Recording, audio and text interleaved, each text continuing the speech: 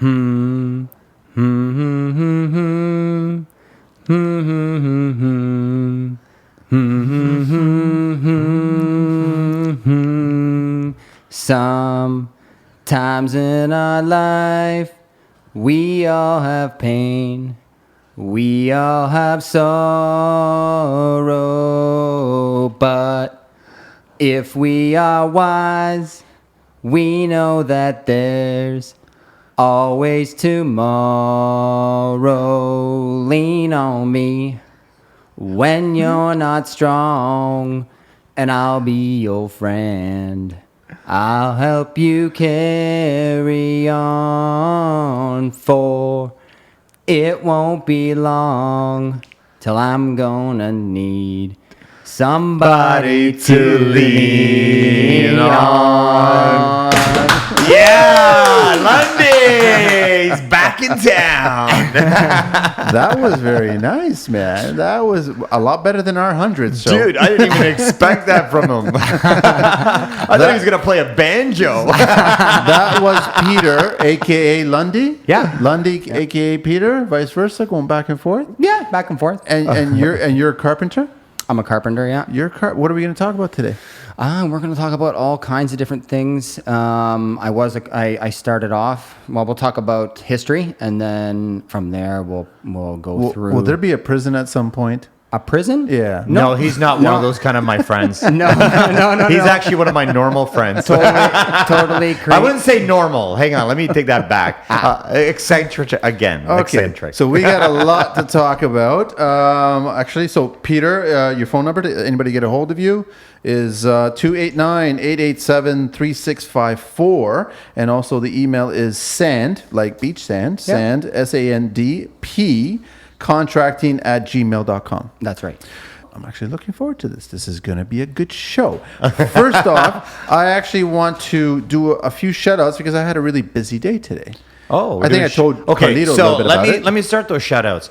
We want to say thank you to Skylux, Mark, for always giving us a home at Skylux to do the Construction Life podcast. And we are doing episode 103 right now. 103. 103 is what we're doing. So that could be the principal's office room or something like that. I don't know. I want to do a shout out. So wait, can it be a hotel room? No. I want to do a shout out to Julio, who's working with me now, and he's at modern.times.renovating, and the guy is doing an amazing job. Absolutely amazing job. What does he do? He does a bit of everything, man. The best part is that I give him a scope and I walk away, I run a business, and I come back and it's done. That's Nice. amazing. That's and how more it should than be. I expect is done. That's amazing. So he's restoring faith back in the millennial mindset of mine. How old? 27. When are we going to have him on? And we will have him on. I found out a couple of days ago that his dad is 2 years younger than me. Wow. Does that make you feel old? Hey, Grandpa? It made me feel something. But I also want to talk about, we spoke about this and we keep on speaking about this, that we feel the Construction Life podcast is honestly, it's the Tinder of construction. Oh. There is so many connections going on because of guests that come on the show, and then they reach out to other guests and vice versa, and people that are listeners. Thank you very much, everyone. Well, I'm glad you rephrased that, because when you said Tinder, I think everyone construction. Yeah, I know, but people get mixed up once they hear that name. But everybody is reaching out, and Could have said grinder. I had the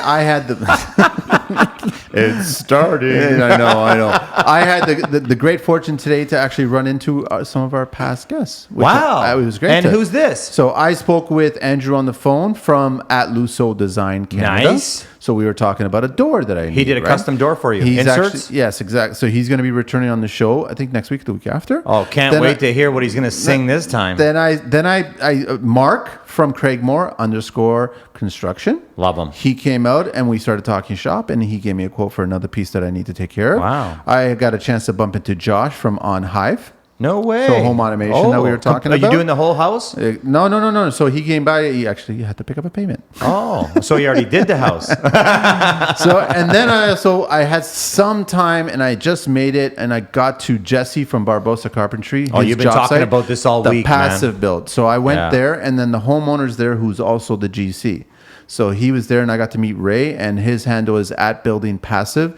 And what this guy's doing with that Gutex stuff is absolutely amazing. 6 inches on the outside, plywood, and then it's got the 2x6 framing, but then they're strapping it on the outside. So it's like a 12-inch thick cavity wall, and it's sealed. I was checking out Jesse's site and yours. It looks really cool, man. And I was in awe of like Jesse and his crew and how everything was like perfectly You know straight. what? The framing, everything was perfectly straight. We should talk about that for a second later on with Lundy, because he's also doing passive homes. Oh, yeah? So we'll get into that. Yeah. Mhm. So I just wanted to do a shout out to all these gentlemen here that I bumped into either on the phone, digitally, or what have you. What's up, boys? What's up, everybody? Thank you so much Shout for out. being on the show and doing a great job in the industry. On with the show.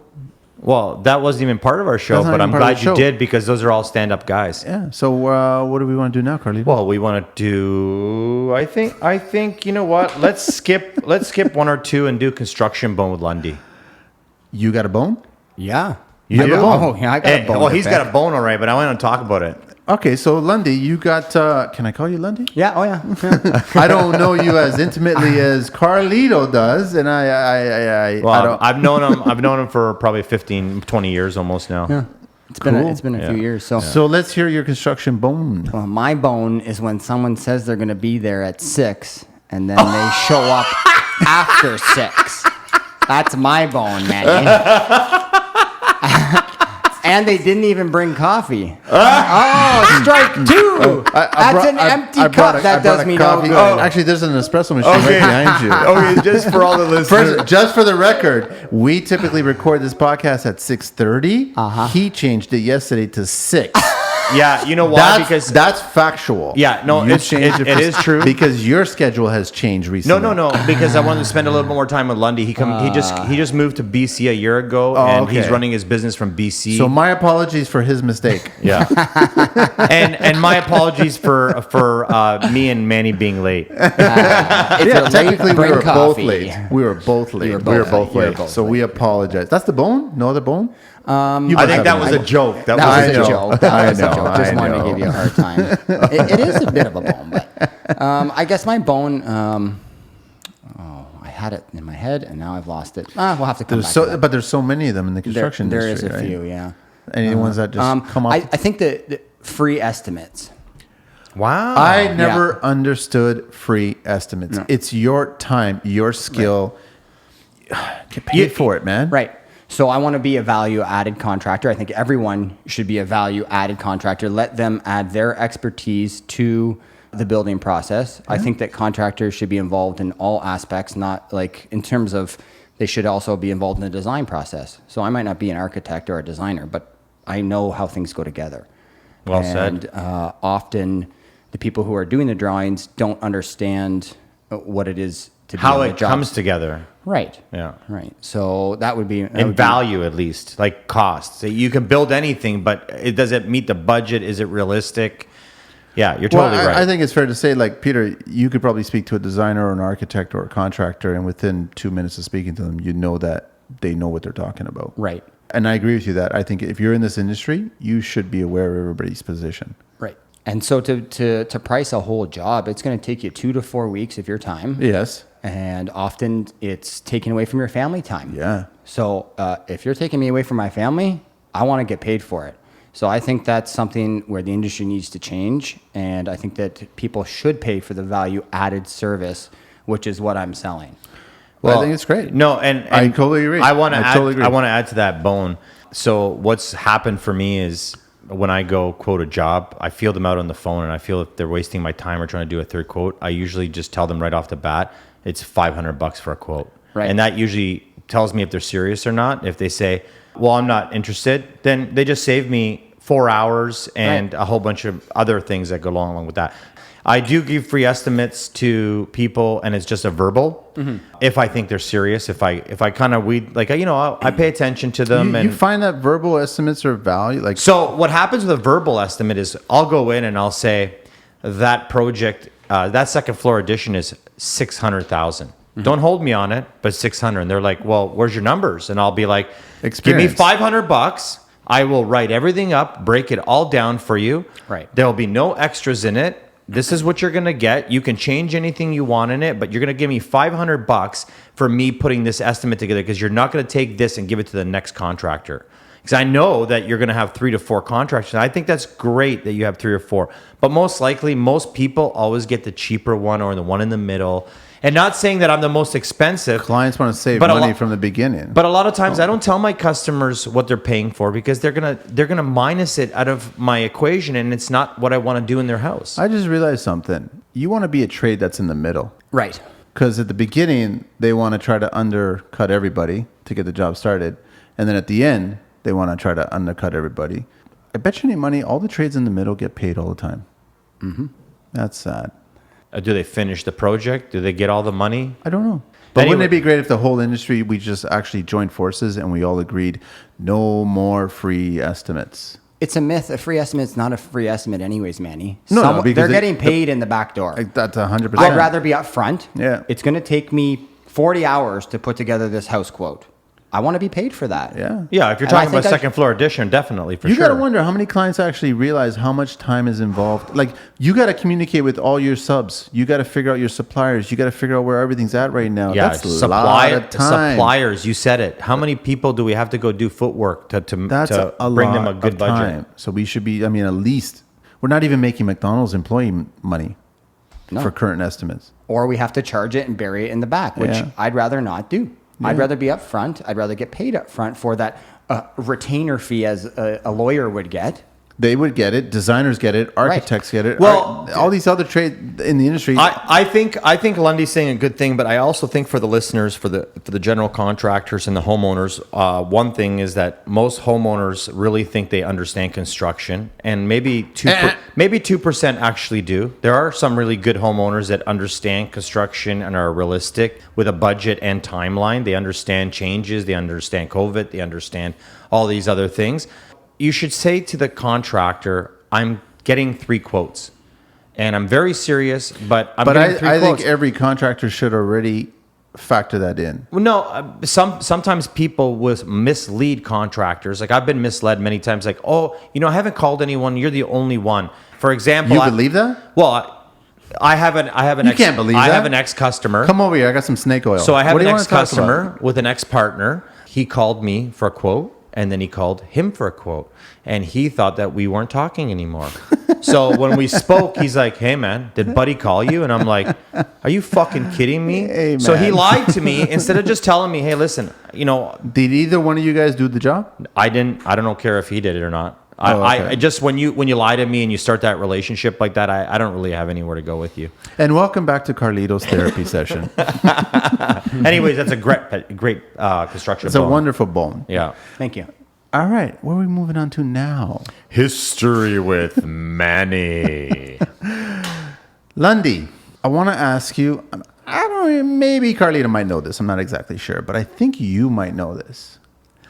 The first ever permanent structure built in Canada. How far back are we talking about it, and who was it built by?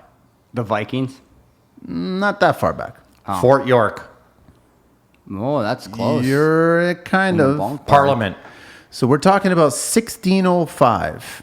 So the French artisans, first water mill in North America was erected by the Laquille River, and it was built by for locally grown corn. They're talking 1605.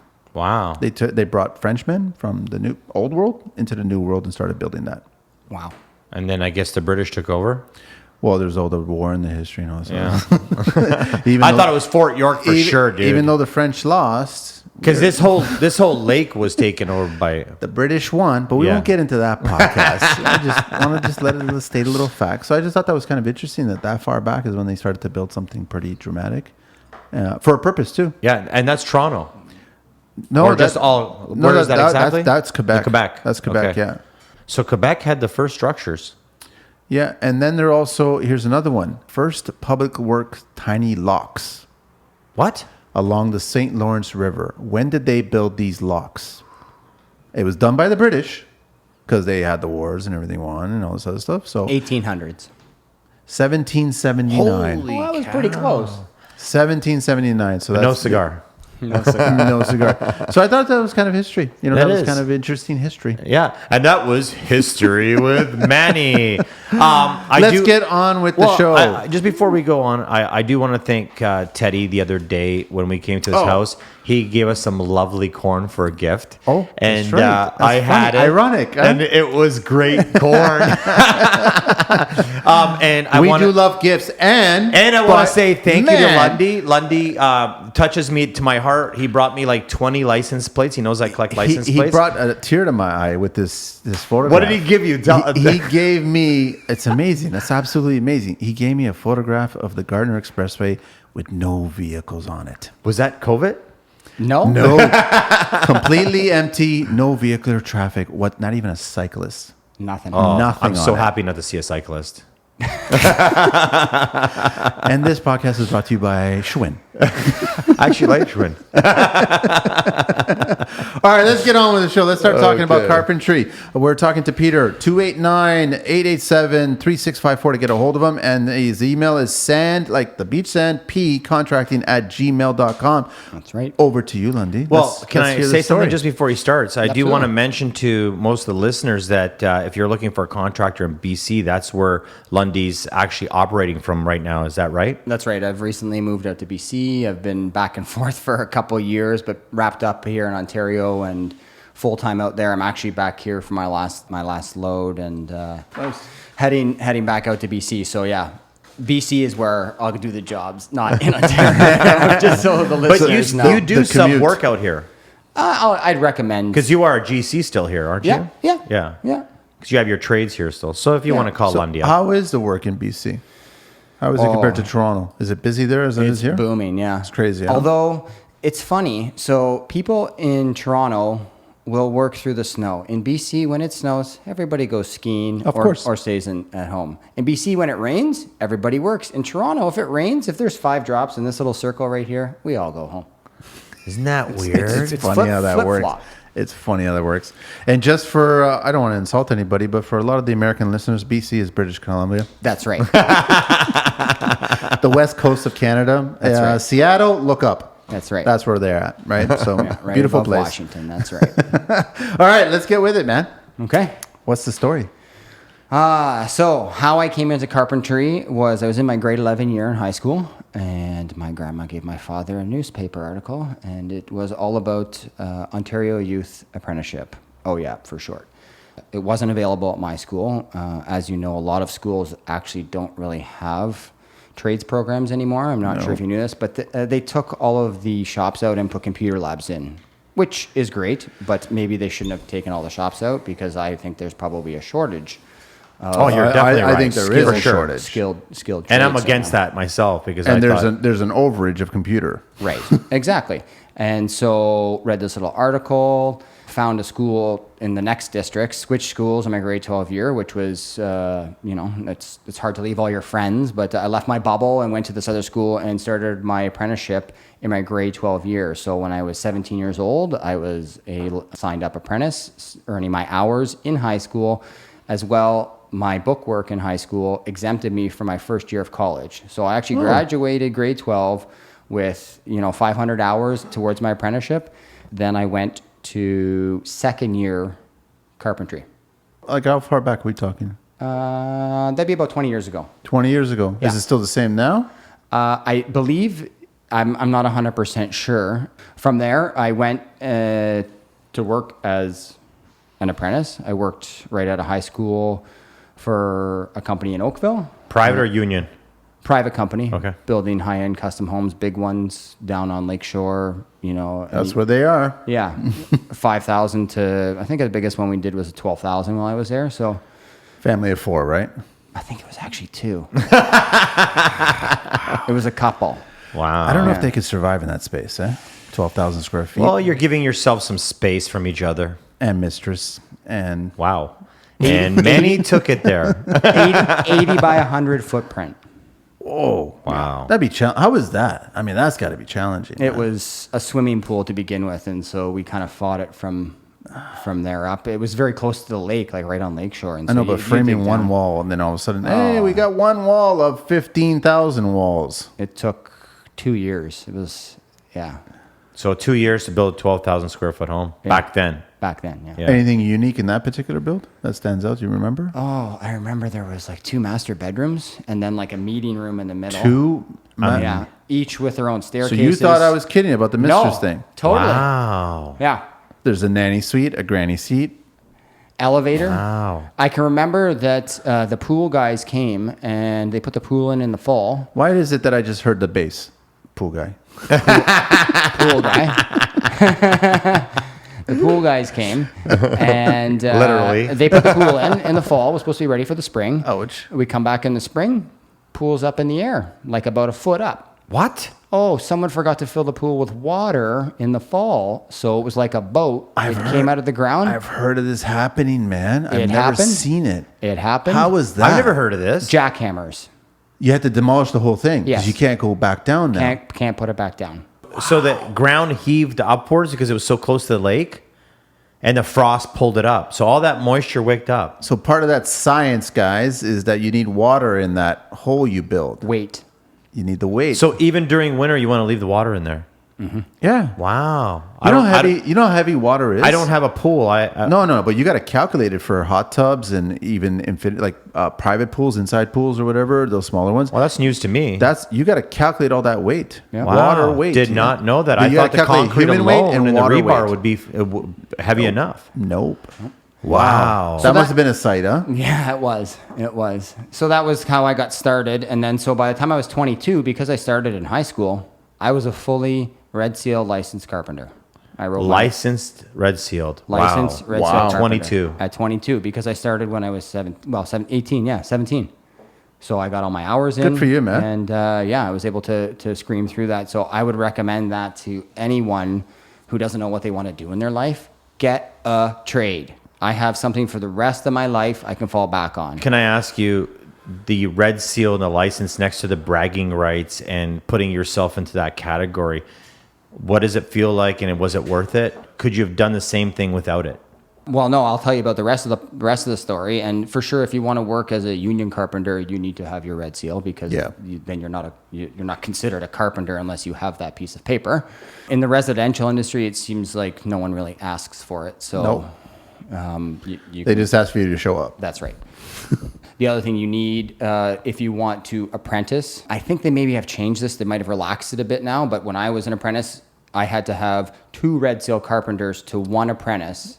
What? Yeah. 2? Used to be 2 to 1. I don't know if I it's thought 2 you were to allowed 1. to I have- think I don't it's think 1 to 1 Yeah, now. it's not anymore. Because Yeah. Yeah, I thought it otherwise was it would 1 be- to 1 too. Wow. Used to be 2 I to mean, 1. 1 to 1, not 2. Wouldn't you think that by making that rule back then, that hopefully it has changed, wouldn't you think that would deter kids from getting into the industry? In terms of the... Well, you needed 2 red seal carpenters for every one. I like apprentice it, though. At the time, Yeah. wouldn't it be better to have 2 apprentices, so 1 for 1? I think that I was trained very well by having 2 different... guys? Two Really? different sets of Yeah, eyes, 2 different sets of ideas, skills. 2 different Interesting. attitudes, 2 I'm different just ways thinking of about approaching. limiting opportunities for the guys coming up. Right. Yeah. That's all I'm saying. So if you got a pool of 500 guys that you can, now you can only bring in 250 possible. Okay, but apprenticeships. But I'm pretty sure that's changed now. I'm Yeah. pretty sure it's only 1 to 1. It might even be 2 apprentices to 1 carpenter now because we are trying to get more apprentices through It's the good. programs, It's right? good. The point is just to get people exposed to this and get into the industry. Correct. That's what's really important here. Correct. So from there, then I basically started my own contracting company. I worked for a couple little contractors here and there. I actually worked for Craig when I first started out. That's Craig Lowe. Craig Lowe from Lowe Painting. So I worked for him to fill my schedule because when you start out, you don't always have a full schedule. And so I would work construction, and then I would work for Craig a couple days a week and work construction. a couple days a Painting, week. obviously. Painting, yeah. Yeah, wallpaper, painting. Right. And then that's eventually how I met Carlito on the show. No, I met you before that. Did we? Yeah, me, you, and Steve met a long time before that. Yeah. But anyways, Okay. that's another story. We really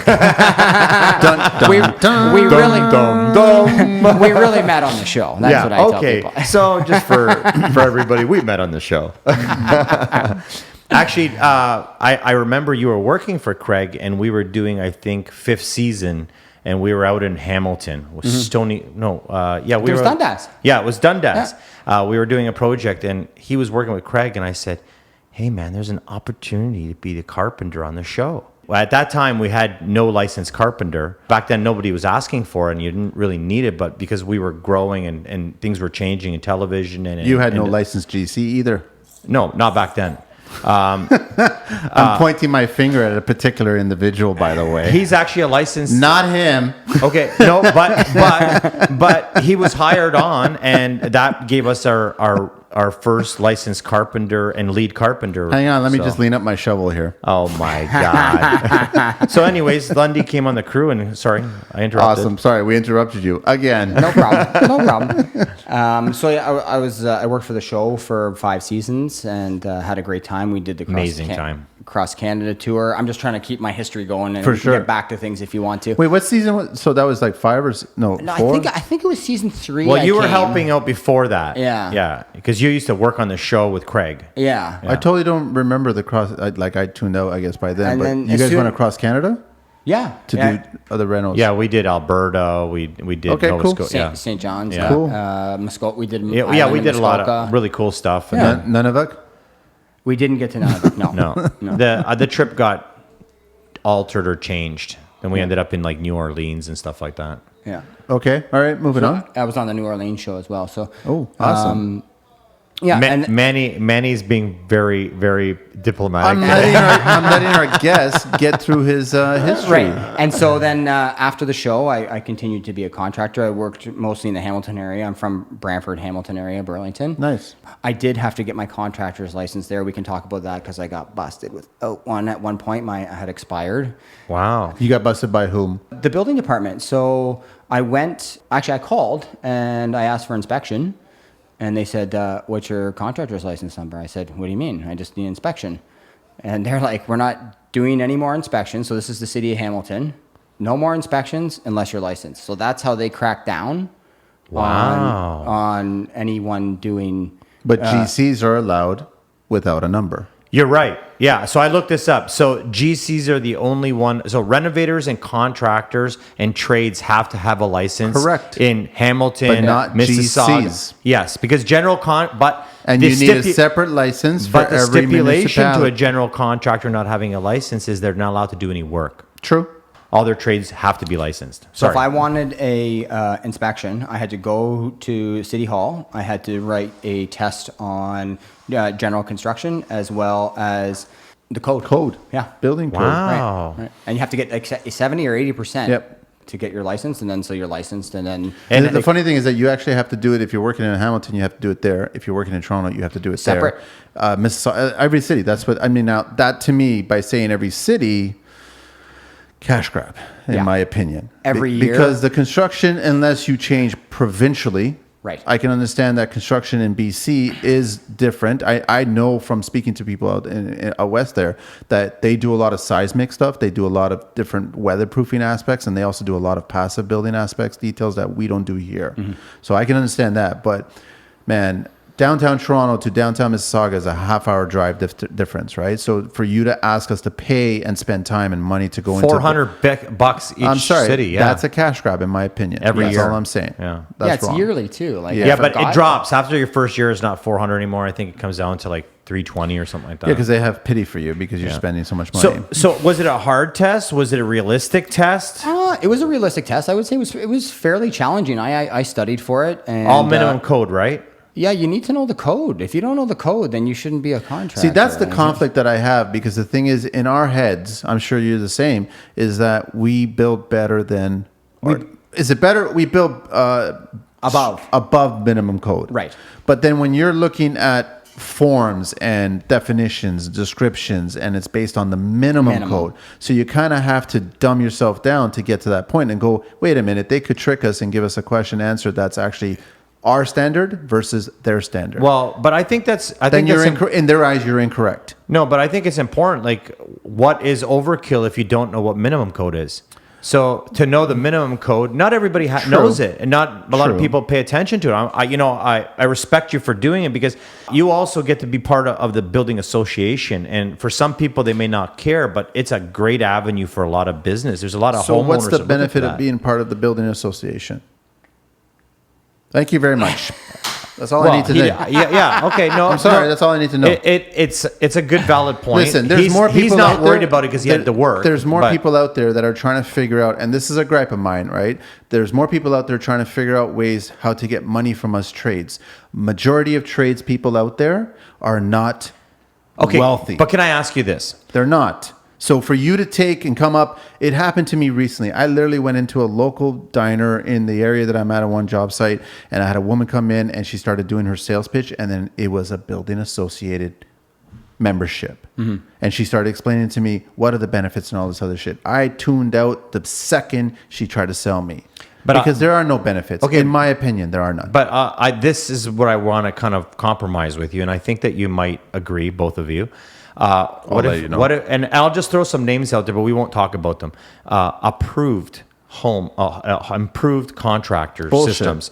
Bullshit. You know, like there's so many different like you can hire or look for a contractor through an app or a program. Bullshit. I would rather go to an association, a building association. At least I know they have a license. I'll even go as far as Brian Baumler's approved program is full of fucking shit. Well, won't go there, and you have. I will. I don't give a fuck about them. No association has given me any jobs.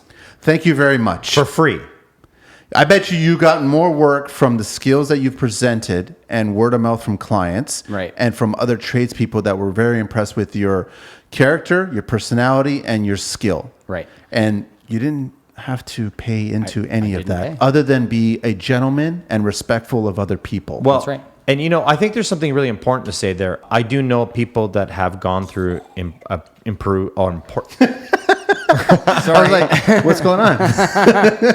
So I know people have gone through those programs looking for contractors, different ones. Clients, you mean? And they have had problems. And when they've called in to say, listen, this drywaller really sucked. And he did this, and that. He damaged this. He left the dirt here. Happened? He didn't finish. And what happened? They put a full incident report on it. They call in. They send their emails. They put in their complaints.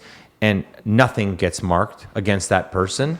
And if you go next week, the same drywaller that destroyed the house this week gets away with being the best drywaller we have. We're veering off our guests here because this is a whole other I think it's just important to talk about because a lot of people are getting away with this, right? Right. Sorry. Including bald people. So back to my history. Wow. 2013, 2014, I got kind of tired of the building industry and I went back to university. This is after. What'd you study? Well, this is after my trip around Australia. We can talk about that too if you want. Oh, something to do with kangaroos? What? Anyways, we'll leave that out. Spent a lot of time on a motorcycle, figured out that I wanted to give back to Soul the church. What bike? KLR 650. Nice. Okay. By yourself or you? Me and two other people, yeah. Cool. Yeah. And that so must have been a trip. It was a trip of a lifetime, for sure. I would recommend it to anyone who can get down there. Some road rash. Little road rash. Ever hit a kangaroo? I never hit a kangaroo. Hit a rabbit. Oh yeah. Killed it, skinned it, barbecue. Please tell me you got an opportunity to see two kangaroos boxing, because I want to see that before I die. It's not, it wasn't like the cartoons. No, it's not like that? No. Okay, all right. At least I didn't witness that. Okay, all right. Sorry, moving on. Okay, so I went back to university, and what I did is because I am a Red Seal, and this is something you need, at least in Ontario, to become a teacher, I went to teacher's college. Awesome. And so not only am I a Red Seal carpenter, I'm actually a teacher as well, like for high school. Yeah. So that's what amazing, made you want to do that? I want to get back to the trades. And so I noticed that I was having trouble, so I'm assuming that other people are also having trouble with finding skilled workers. So I went back there and I got my degree, and then immediately a job opening happened in Windsor to teach the same program that I went through as a student. And so my life, my career has really come full circle. And then so I was the teacher for these students. And so I've had 50 licensed apprentices because every one of my students, because I'm a Red Seal, gets signed up. And so I was down in Kingsville building houses. That is wicked. Bringing the students right onto the job site. We never went to a classroom except for 2 weeks of safety up front. And then we're on the job site. Everything happens on the job site, hands-on learning. That is so cool, dude. That is absolutely amazing, honestly. Yeah. That's on a whole new level. So I want to take it somewhere else right now. No, hang on the same topic. Hang on the one same sec. topic. So we got to do a little. You got to hang on to this because there's a lot to talk about in this, right? We'll try not to deviate to other bullshit. What are we doing now? It's building code talk with Manny. We are talking to Peter Lundy, Peter. Yep. Phone number 289-887-3654. You still teaching? I'm not teaching right now. Got it. Yeah. sandpcontracting@gmail.com. Let's talk about building code. This should be very interesting, Lundy. Lundy, you might know this. I don't know if Carlito will. I don't know. We'll see what happens. But can you guys I just do me- want to say Manny probably just learned this. I actually did. I knew half of this. Where is the only section in the home, according to the Ontario Building Code, you are allowed to put mirrored glass doors? The only place you can put mirrored glass doors. According to the OBC. There's only one place you can put it. On your closets. Where? Which closet? Your front closets. Correct. That's in the code. Wow. It has, so That's it's a mirrored weird, door, man. sliding or folding wardrobe, and it has to be in the entrance to the closed closets and shall conform with the requirements of the CAN, all this other shit. And the glass in the mirror has to be tempered, laminated safety glass. Or taped. Heat absorbent, insulated, all this. I thought... wouldn't like. Why is this in the code? I don't like, and I'm sure it gets changed right away. I'm sure lots of people put mirror ceilings. Whatever, I don't know, all kinds of shit. So, yeah. How many hotels have I gone to when I was younger that had glass ceilings? Dun dun Dum dum dum. So I thought that was interesting. So that's actually obviously part 9 dash or That's dot part 6. 9? That's part of part 9. Yeah.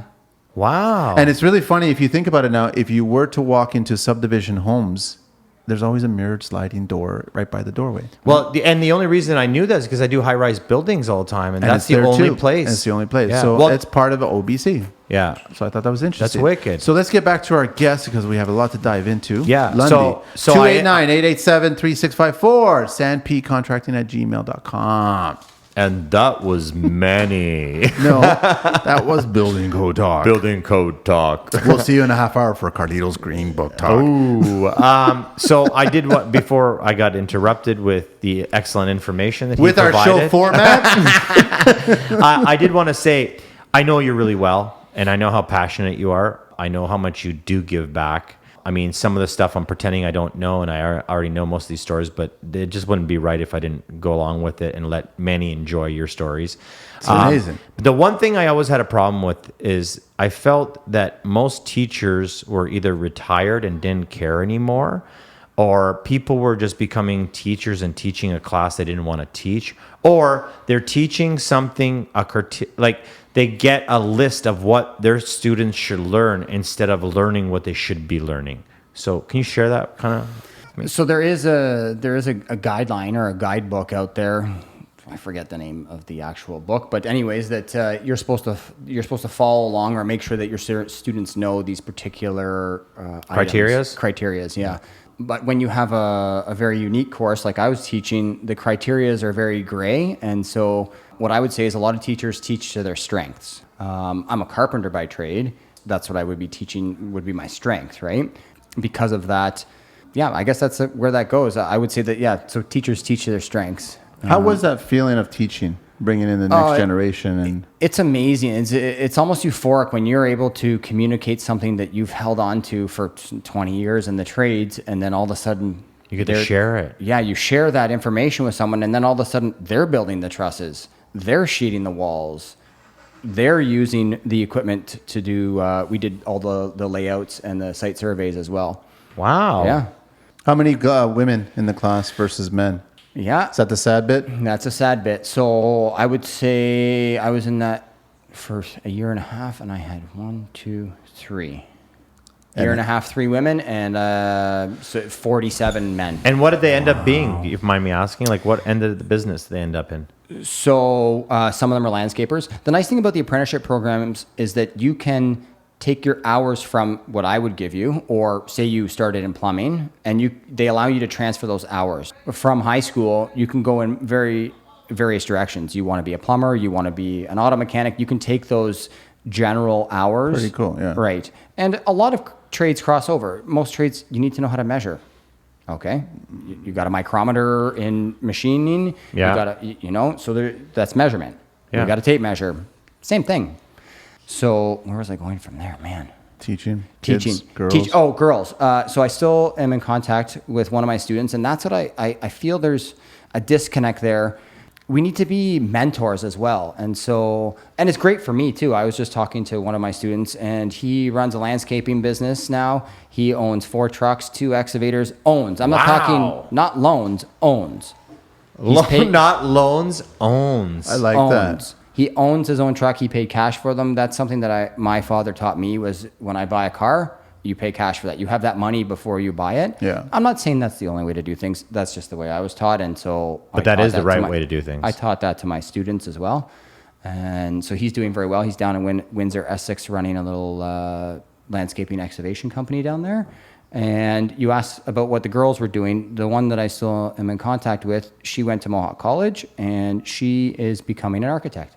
Wow. Good for her. Right. Nice. But at least she's got that construction experience. Right. To spring, which I've always said that. I've always said that architects and vice versa, we should also be very well aware of drawings and how they do their job and what's encompassed in there. But they should do the same. Well, understanding how long it takes, how hard the job is, how much like all those little things that people don't pay attention to. Like, that's amazing. What do you think that the education system is lacking? On my job site, safety. You think safety is still an issue? Really? Yeah. I was just having this conversation today. So I thought, I definitely think safety is a lot better than what it was 25, 30 years ago. yeah, you'd think so. But you still think that we have cowboys out there? Oh yeah, especially there was a super big disconnect. I inherited a program. It was 8 years old, and when I left, the program ended as well. And I would try. That's a shame. Yeah, it was a shame.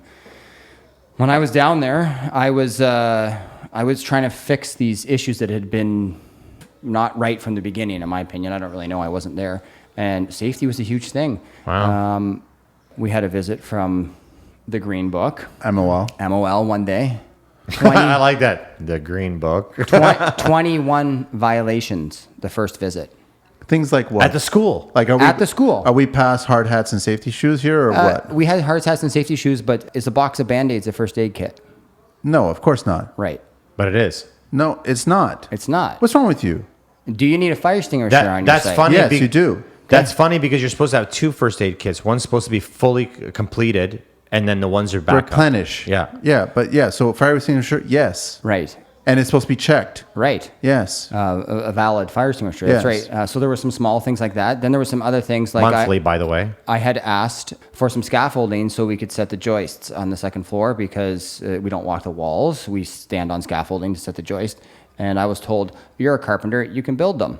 I said, sure, no problem. Build the scaffold? I built the scaffolding. I built a triangle and This is what the mall representative said? No, he caught me with the wood scaffolding and he said, where is your engineered drawing for that scaffolding? Which makes sense. I said, I didn't have I said, my boss told me to make the scaffolding because I'm a carpenter. I got you now. Right. Okay. And so instead of providing me with an engineered, like a steel scaffolding, which would have been relatively inexpensive, $60 a week for the frames I needed to have the kids safe, especially when you have 17 kids watching you set joists. But it is kind of cool building your own scaffolding. Absolutely. But they just didn't cross their T's and dot their I's. And so these are just some of the things that I was trying to fix. And I had sent emails and said, I'll fix it on my own time. I need $1,500 to go buy a new fire extinguisher and get some first aid kits and simple stuff that we needed to make the job site So where safe. was the resistance? The resistance from the business owner? No. From? School board. Wow. Mm-hmm. Or someone at the school board. But they're getting paid. They want more money, but they don't want to give their students safety. Right. And I mean, that's what safety is number one. If you're not going home at night with all your fingers and all your toes. I agree with you. I think you're Totally. leading to something very important. Is it the reason we don't have trades anymore in our schools because the teachers want more money? They don't care about what the kids are going to learn and what they're going to do? I don't think so. It wasn't about the money for me. I mean, No, I know it wasn't for you, but overall, it's a team effort. Here's the thing. I think the government is not taking our industry as serious as we do. There you go. I think we need more funding. I don't give a fuck about all these other places that funding goes. And just because we don't wear tuxedos and know, go but who kiboshes those royal programs? cock at certain events, and we can't get the funding, we should get the funding. We need to get funding. We need to get more money into the construction industry. I do want to say something, and I'm interrupting again, but I do want to say it. The trades saved me from going to jail. Right. I'm not even kidding you. I was a bad kid, and the only thing that kept me in school and kept me interested and kept me calm and controlled my ADD was machine shop, auto body shop. Those programs, they all kept me sane and gave me direction. How much money, Lundy, do you think the school needed to get what you were asking for? How much money are we talking about? I only asked for $1,500, man. $1,500. Nothing. Peanuts. I mean, I would say also maybe they should have looked into their insurance policies as well, because that was another issue with, we were in a three-way relationship with a home builder, charity, and the school board.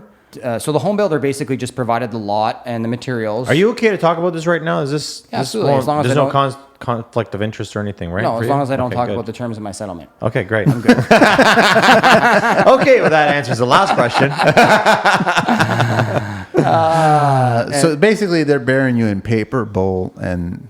Right, which I'm just trying to teach these students safely how to build houses. Sorry.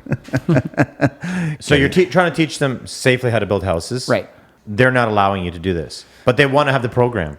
Right. So why have the program if you're not going to be safe? They decided in the end that it was easier for them just to shut the program down. And so, technically speaking, because of $1,500. yeah. Wow. Yeah. That's horrible, man. And then do you realize why I can't stand politicians? And you know what? We're trying to change the industry. We're trying to make it more inviting and appealing. Yes. And then we have a This. fight from the most important people, our politicians and our government, keeping us from educating and building this country to a better place. But didn't that also push you out of it? It did. Teaching. It did. And then so I haven't gone back to teaching So that's since. actually why you So left. someone that is red sealed, someone that actually had a better opportunity for all these other kids to get better opportunities, and you saw kids building businesses and growing and thriving in the industry, Yeah. you got pushed out. Yeah. What did they say? Wow. It's because he was one of the good guys.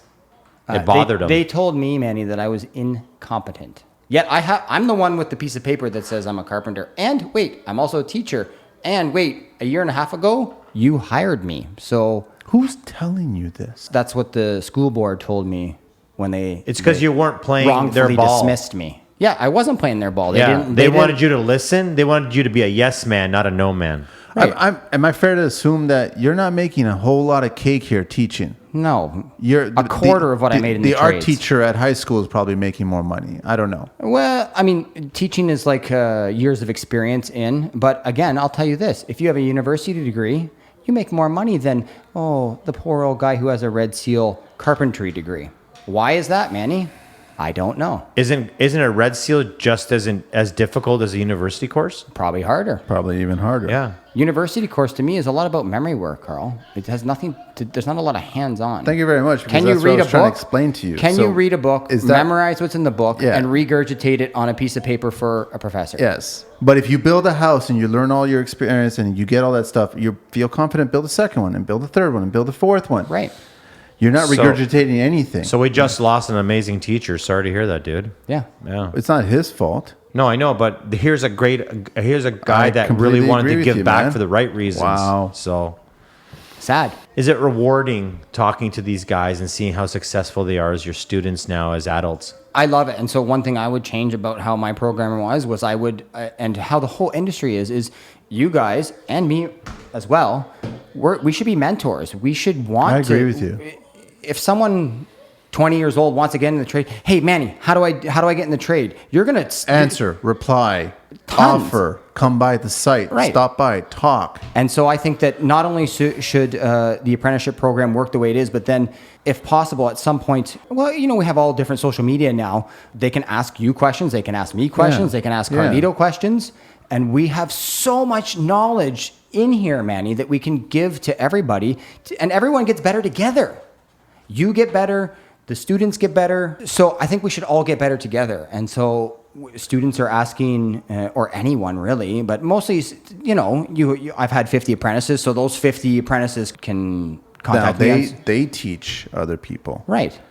But then they get stuck and they ask us, hey, how do we get around this? How do we do this? We've done it.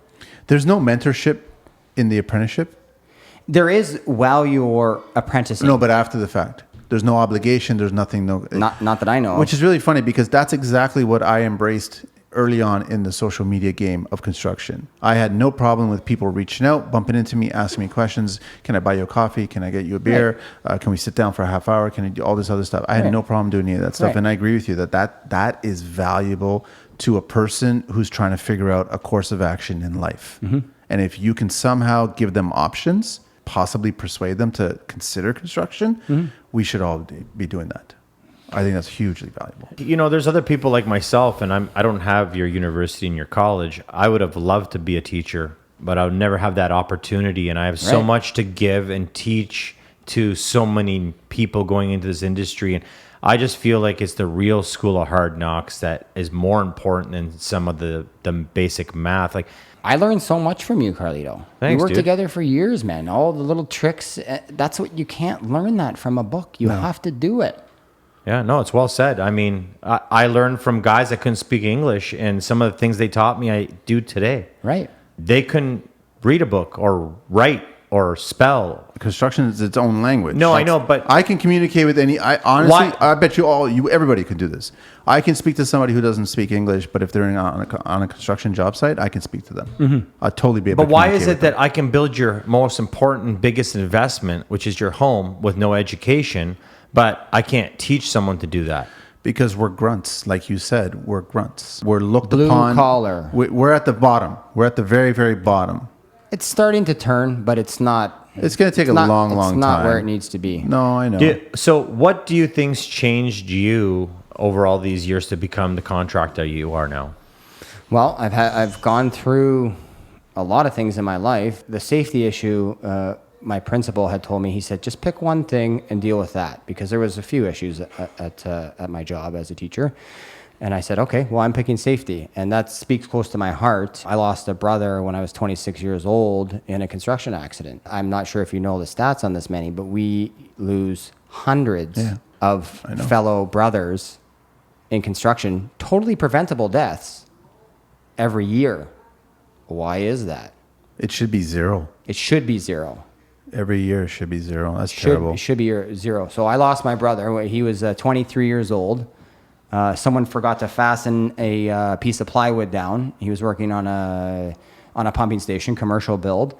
He was cleaning up at the end of the day, about 4:30. The piece of plywood slipped off. He fell 50 feet, never woke up. I'm sorry to hear that, dude, again. Ask me this, Manny. Is that company still in business? Of course they are. Yeah. Right. Yeah. That's terrible. And man. yeah. Ask me what a life is worth.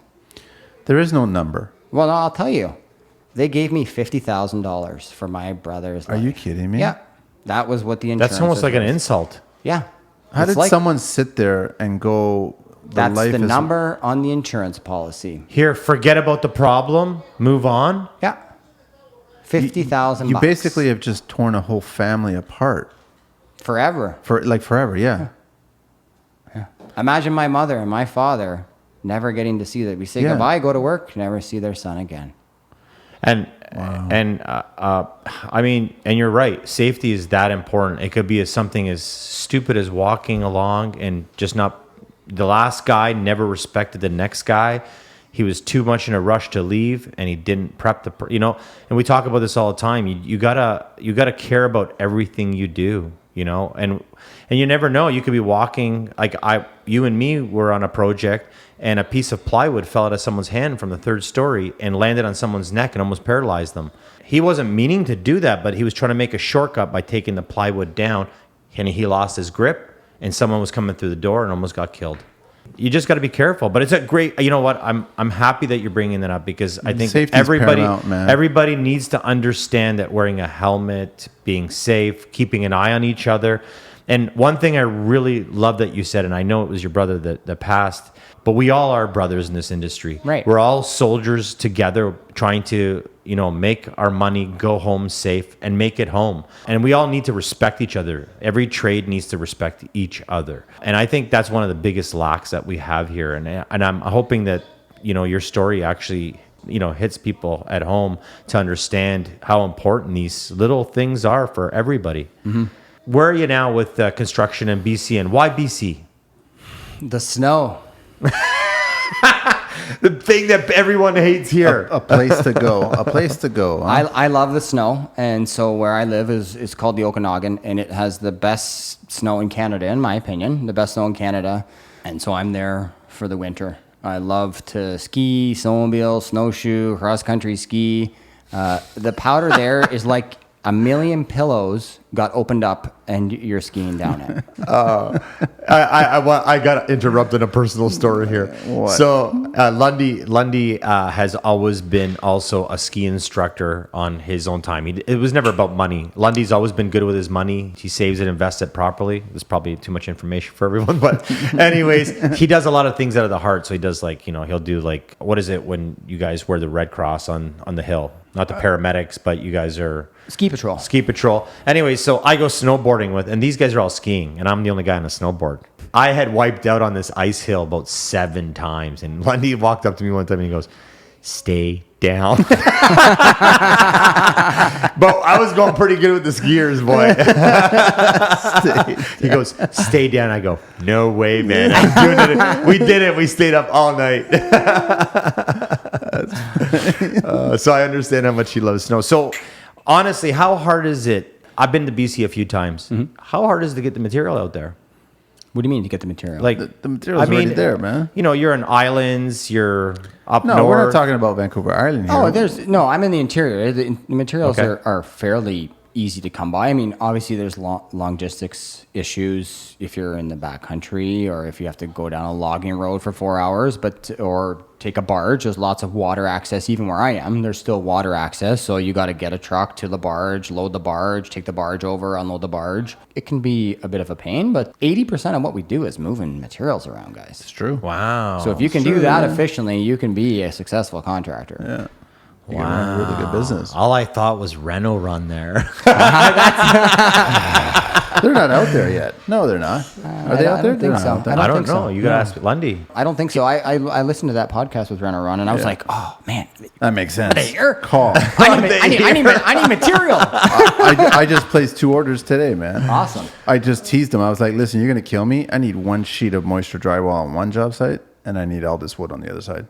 They brought the 1 sheet. That's wicked, dude. I'm just saying. I do want to ask you, you and me have worked with some of the craziest products. Manny works with some of the craziest products. Yeah. So you know your stuff. You're not just a regular contractor. I mean, I really have a lot of respect for you. I know what you're capable of doing. You and me have done 9 different pitches on roofs.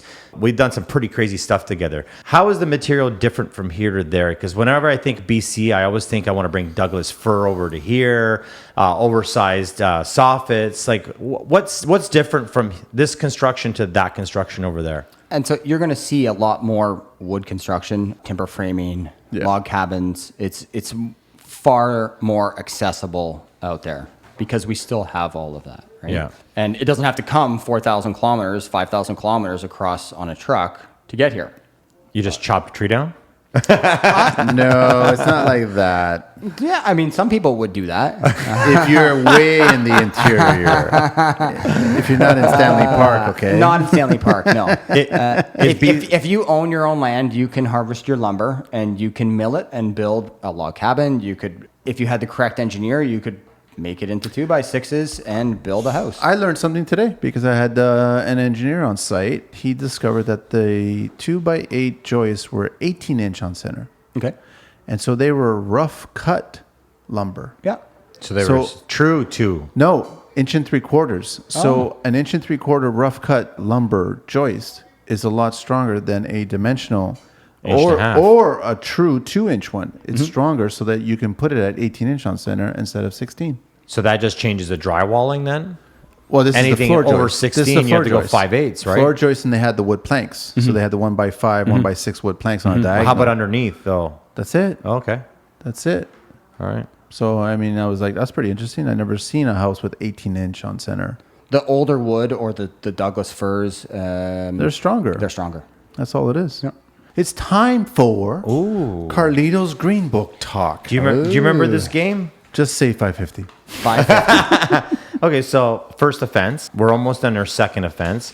You keep teasing us with that. I know. It's part of the fun. This is kind of like Price is Right. You figure it out. But this is about safety. These are things that people need to hear and know. Some of them don't relate to everybody, but it doesn't matter. Because the most important thing that me and Manny see is as long as we affect one person and change their lives in one way, and it doesn't matter who it is, we're looking for that one person to affect. So this could affect one person. I chose employers failing to ensure that qualified workers, operators of a rotary functional drill rig. If you don't have a qualified rig runner, which is close to BC, I guess there's a lot of geothermal, whatever it may be.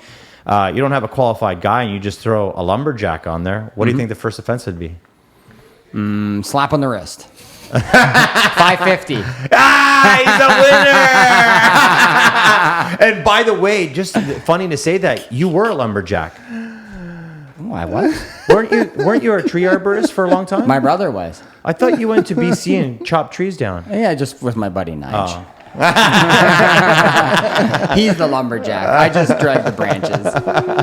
I miss him. I haven't seen him in a long time. We are talking to Lundy at 289-887-3654, sandpcontracting@gmail.com. And that was $5.50. Carlito's Green Book The Talk. Green Book Talk. Never disappoints. You idiot. Where are we going to go now? Our last segment, our last Well, half-hour talk. I think it's really exciting. Me and Lundy's rebuilding a new home right now for himself. He's building a triplex, one of his investments out there. Here? Or In no? BC. In BC, yeah. We were talking and we were bouncing ideas back and forth. Me and Lundy talk still, every 2 weeks or so, every month, as much as we can. You call him and he answers, or you email him and he replies? Normally, I usually send a text. Call me when you have a sec. That's the best way to get a hold of him. Yeah. And then he I call calls. him when I have a sec. Hey, call me when you have a sec. Good to know. Yeah. I'm making a note. Yeah, make a note. And for all those customers also.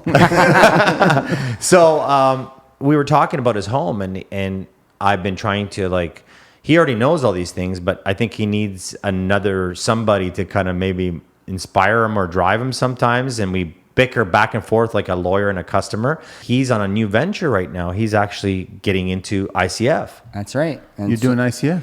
Yeah, so me and Carlito were talking about how I'm going to do my build. And hold on, let's back this up a bit. We'll get back to the ICF in 1 second. My house burned down. That's why I'm building it again. From a bad contractor, not yours. Dun, dun. So I have now a cleared lot. I'm looking to build a new house, a triplex actually. The neighbor's house caught on fire, and then my house caught on fire. They were making meth next door. Wow. Yeah. Whoa. this story just gets bigger and bigger. He doesn't know the next door neighbor. Never tried it. And meth labs are hidden very well. They aren't are they? hidden very well because Hey, we it's didn't know out it in was the there. bush. Yeah. And so I basically have a clean slate. Insurance is paying for my new build, but they don't tell you how to rebuild your house. They just say rebuild it to a triplex, right? As long as I build a triplex, I can build it I would have to meet code minimum. Yeah, right? You still got to go through the building process. Yeah, have to go through the building process, Okay. have to get permits. Unfortunately, they also removed my foundation, so now I have to go through 3 different variances. Why did they remove the foundation? It got damaged? Pressure cracks. The insurance industry, that's a whole nother story, but the insurance industry is very... Corrupt. It's very corrupt, but... So instead of... my house was still standing. It was block walls with a flat roof on top. The roof was framed out of wood. And so the fire jumped sparks on the top and burnt my house from the top down. So my walls were still up. My foundation was still there. But what they used to do is they used to pour asbestos little popcorn into the walls of the block for insulation. Got it. And so they deemed everything asbestos.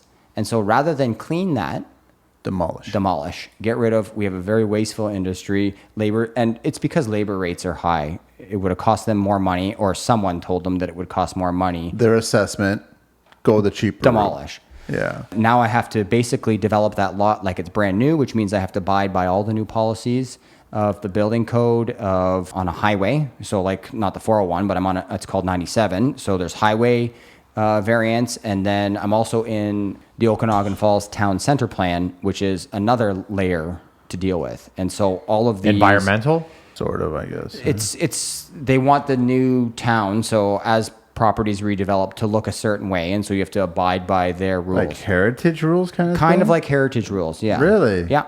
That's Wow. a little Okay. weird. And obviously, your older home didn't look like anything that they're asking for. Well, it couldn't be Not that old even because it was a close. triplex. It was built in 1972.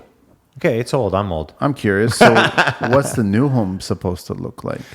Just different finishes. So, for instance, no vinyl siding.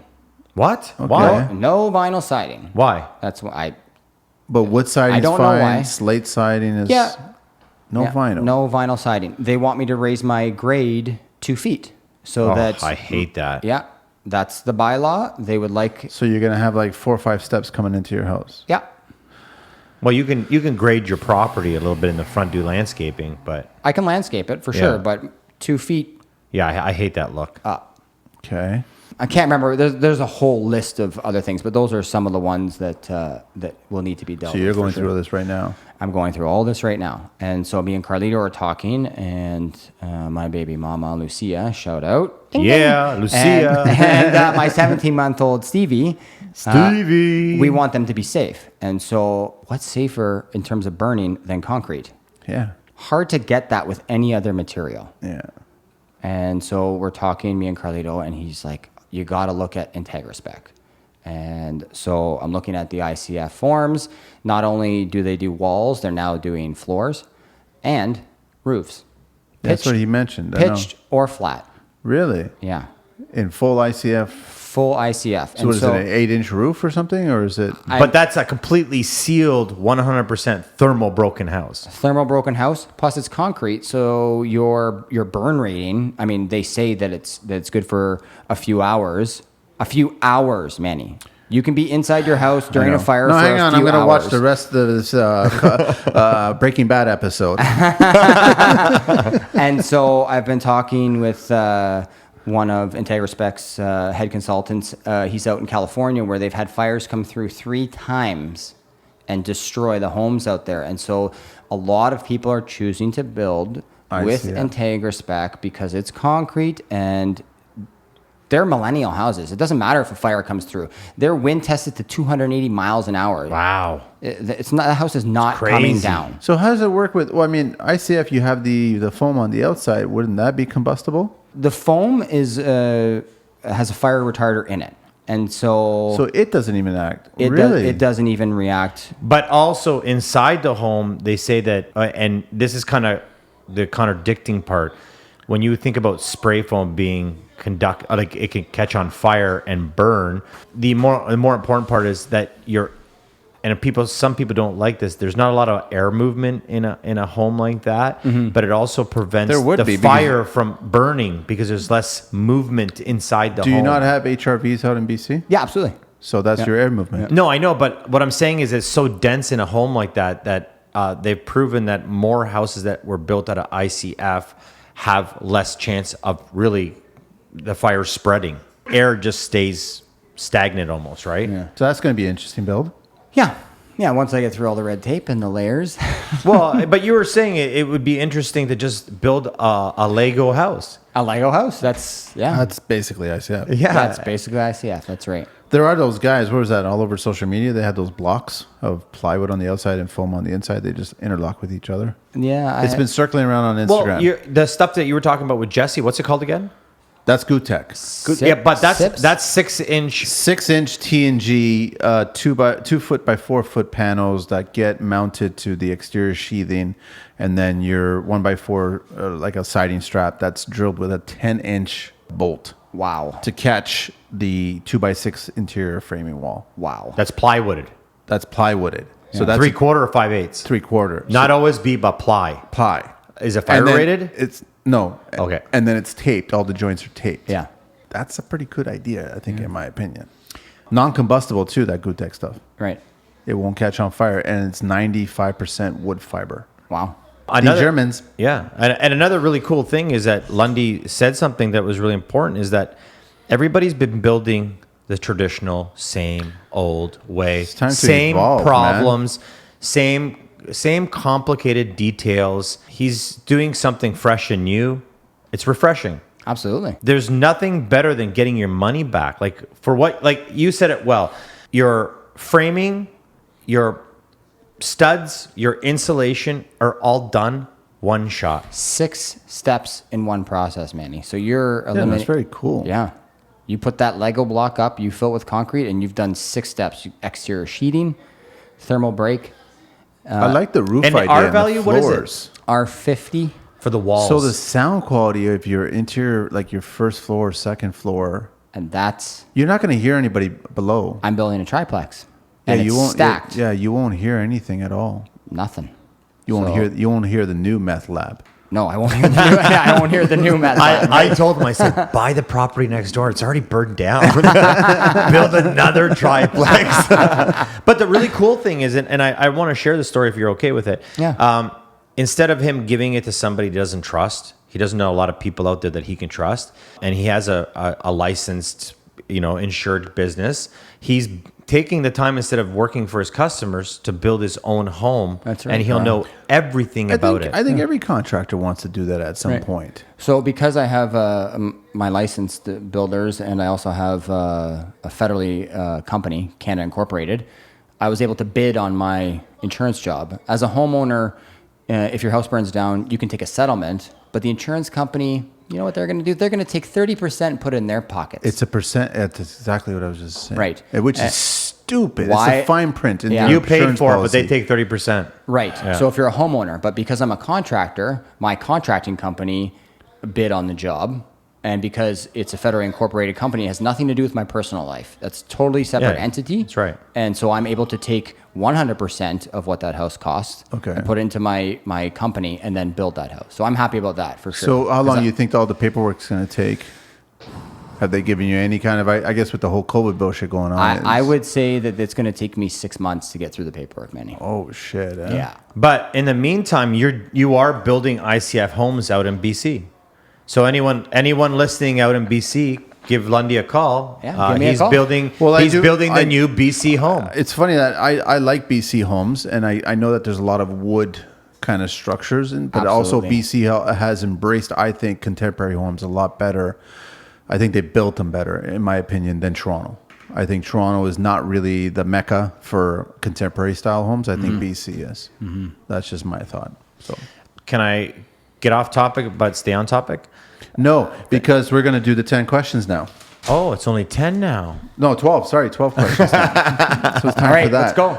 This should be good. You're not gonna the 12 questions. I'm waiting for the monkey to. You know what? We had such a good time on the last one. Monkey. we had such a Monkey. good time on the last 12 questions. I've been laughing the whole time. I forgot the monkey with the banana. Oh, hey, let's keep that for private. Number 1. Lundy, what is your favorite construction word? Nailed it. What is your least favorite construction word? Can you move that 6 inches? Move that wall 6 inches. It's supposed to be one word. Sorry. We get it, though. I'm totally on your side. It's an acronym. It's an acronym. That's what it is. What turns you on in construction? What turns me on? Studs. Wow. What turns you off in construction? Fires. Fires. Yeah. Sorry, that was me saying that. People who aren't doing it right. True. Yeah. What is your favorite curse word in a phrase or sentence or whatever? Fuck. What is your favorite vehicle? Car, bike, boat, whatever, plane. His was the space shuttle. My favorite vehicle. Snowmobile. Wow. I thought it was going to be skis for sure. I wouldn't really call that a Vehicle. vehicle. Yeah, you ever see this guy ski 100 miles an hour There's down a no hill? motor on those. What is your least favorite vehicle? Probably something that's too small for me to fit in. I don't even know.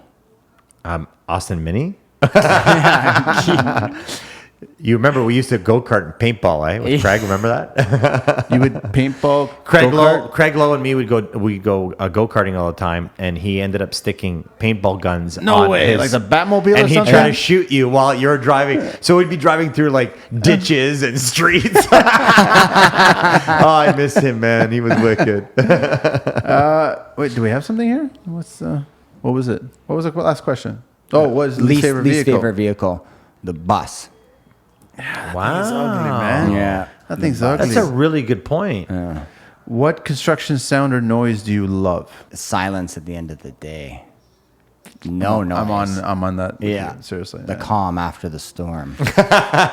What construction sound and noise do you hate? Like a chalkboard, something on a chalkboard, making steel on a table, that chalky sound. Saw blade against metal or Yeah, something. saw blade against metal, yeah. What profession other than your own would you like to attempt? I would have been a doctor if I had the patience, man. What?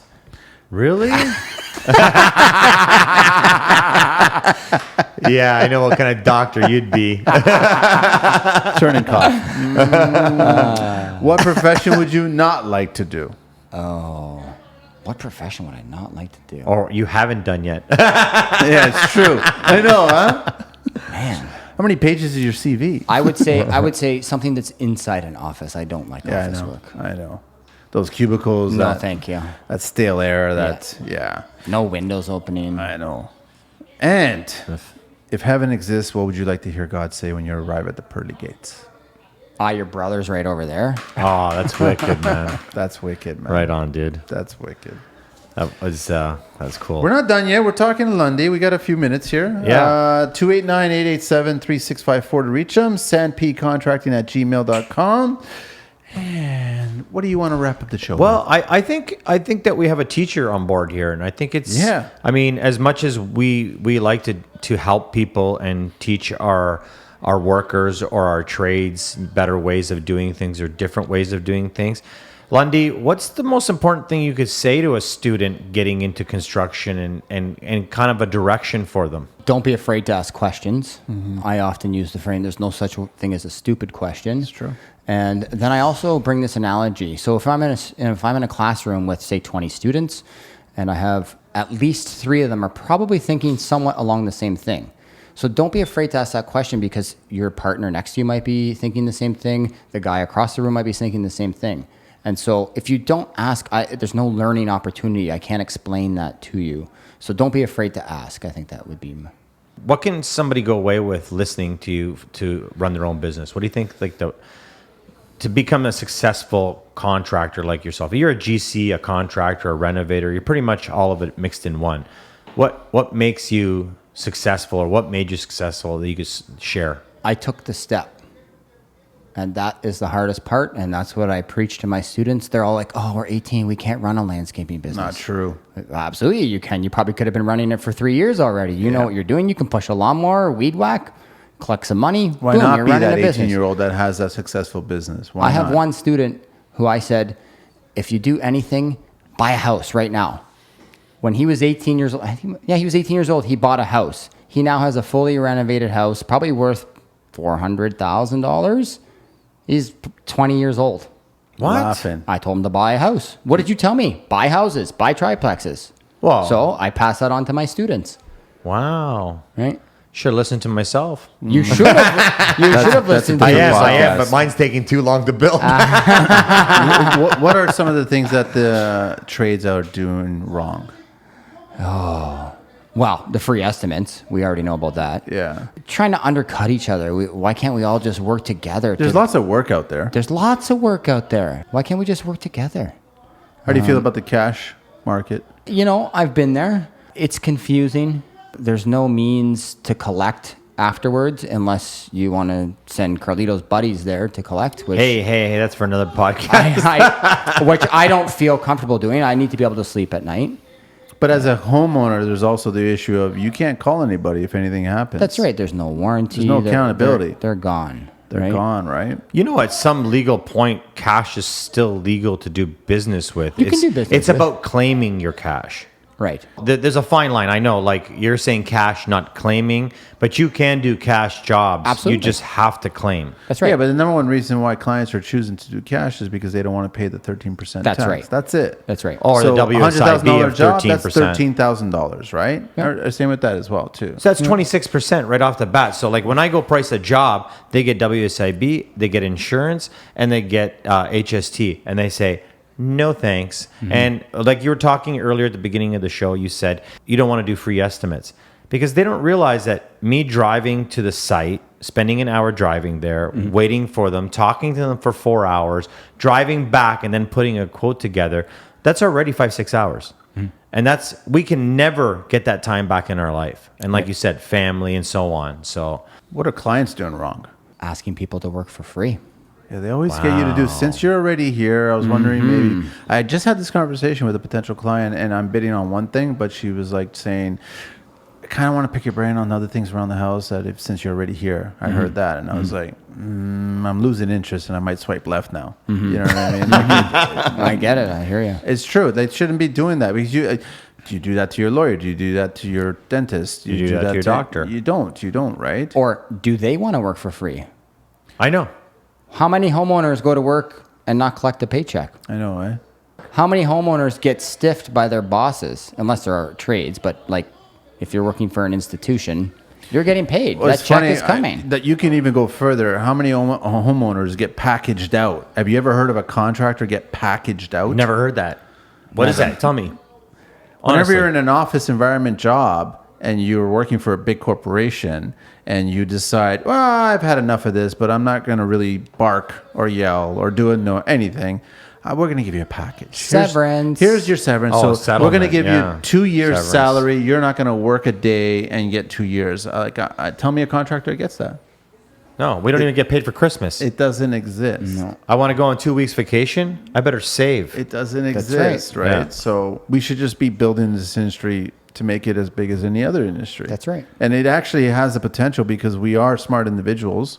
We all have, you're right. A lot of it has had to do that. It's the competitive bullshit. That's all it is, right? Guys just, I don't like him, I don't like him, I don't like him, so we won't be in the same circle. You're wrong. You're actually shooting yourself in the foot by doing that. That's right. We're all in the construction industry for a reason. We should all be rallying behind each Well, other. we're in this business to make some money. I mean, I don't. Yes I don't. and I don't no. want to. I don't want to. Listen, it's what it is. I didn't get in this business to work for free. I didn't get in this business to work 16 hours a day and do freebies. I'll We make gotta this get paid. easy. I think there's a squabble and I'm waiting for a gunfire. I think to someone's happen taking someone's rim. outside because we got the door open. But I guess, Lundy, let me ask you, I don't want to dig into Carlito too much here. Dun, dun, dun. Oh, But one word, can you use one word to describe TV rental shows from the past oh no! and today? So one word for each. The ones in the past were real, and the ones now, most of them are fake. I totally agree. I totally agree. I'm actually. Real, fake. I'll tell you the truth. I've tried to watch TV a few times, and I'm disappointed with what's out. I just walk away. I just don't find any interest. There's, everyone's properly spoken. They got the product in their hand. They're like, and my new shiny bottle, and I'm like, who gives a fuck about that bottle? I want to see construction, man. That's why I'm watching. I do know there's a lot of actors now So on Lundy, television. So a 500-word essay about the shows in the past. oh man, don't do it, Lundy. No, I think we're all on the same page. I agree with you. Like back then when it started, it had a message. It actually attracted a lot of people into the industry. Today, I don't know if it's attracting the generation to get into the industry. It's a show. It's a shit show. Yeah. I'm sorry. It's a shit show. It was a show then. It's a shit show today. Yeah. I agree with you guys. So we all agree. Even Carlito, you agree. Yeah. So where do you get your ideas now from? Where do I get my at one ideas time for? we surfed or we watched TV. We went to home shows. What do you do? Pinstrip, like Instagram. What do you do? I like Pinstrip? Pinterest. Pinstrip. Yeah. No. I'm a pinner. Yeah. Are you? Pinterest, yeah. Pinterest. Yeah. And what else? But hang on a sec. Who told you about Pinterest? Oh. Wasn't a guy. No, probably a female. Exactly. Yeah. And do you find that you get some good ideas from there? Yeah. Yeah. And I watch YouTube too. And there's a lot of good. There's some scary stuff on YouTube. Yeah. And so Conspiracy again. there's a lot of great contractors out there putting real So how come you're not on social media then? You just don't want to deal with it. time. It's consuming. No, but you've become a different man now. You're a real family man. You used to be a workaholic. Yeah. You were working 16, 18 hours a day. Yeah. All over the city, all over Hamilton. What do you think next to having your daughter, what's really changed you to enjoy life and all the important things that you don't realize that money can't do? What's really changed me? I'm Like, because you've changed a lot. Yeah. And you're still making the same amount of money. Now you're enjoying life. Like Manny always keeps saying, listen, dude, start at 7 in the morning, finish at 4. Yeah. If you don't get it done, you're doing something wrong. Figure it out. Yeah. I didn't say that. And no, you do. didn't say that. Every time I work for you or work with you, No, at I your kick jobs, you out, man. There's no reason to stay there. Yeah, but Bye-bye. Go home. Have a life. but that's your 40-hour weeks. Yeah. Everybody has a life. Where you and me, Lundy, we would be working crazy hours. We'd be working during the day, working at night. Now you're like, every time I talk to you, you're like, oh, I just finished skiing. I went for a hike. So I'm looking at some bald eagles. I kind of went from being a workaholic to being not working at all, and now I've come back to a happy medium, which I found out in the wild, wild west. And so A lifeaholic. a lifeaholic, right? Yeah. I think that a lot of people in construction and any industry work to live, they live to work. Let's Yeah. work to live. Yeah.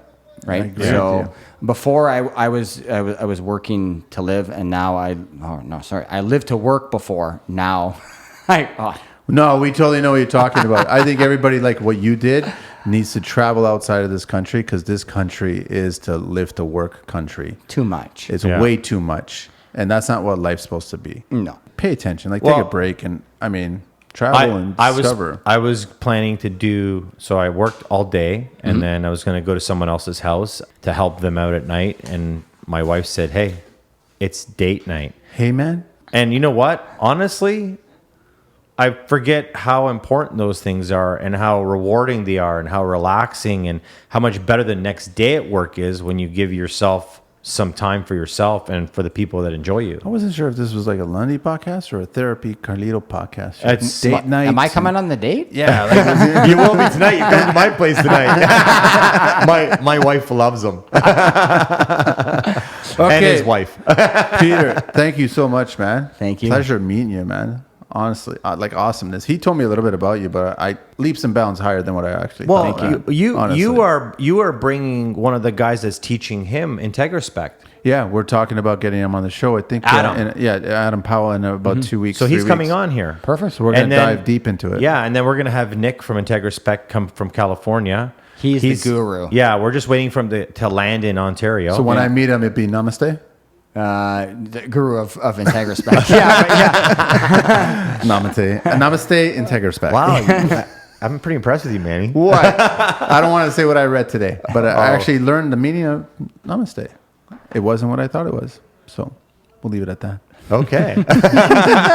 Lundy, thank you very much, man. Really appreciate you being on the show. Thank you. Blast. So to get a hold of them, 289-887-3654 or sandpcontracting@gmail.com. You should set up a social and let's watch you build your home. Okay. Back up. Yeah, that'd be a wicked YouTube project. I'd be tuning in, man. Seriously. All right. I'd totally be tuning in and checking it Wow, out. that's a brilliant idea, man. I'd love to see that. Yeah. Don't put the grade up. Don't put the grade up. Fight it. More rebar. More rebar. Get us out of here, Carlito. Thanks again, Peter Lundy. Honestly, what a great show, man. Thank you to everyone listening and everybody hating us. Hey, we love you still. Hating Manny. Get us out of here, man. Oh, don't forget. Sorry. Don't forget to follow and hire the Construction Life Rentals. Yeah, baby. 416TO. And don't forget Lundy and BC. Out of here.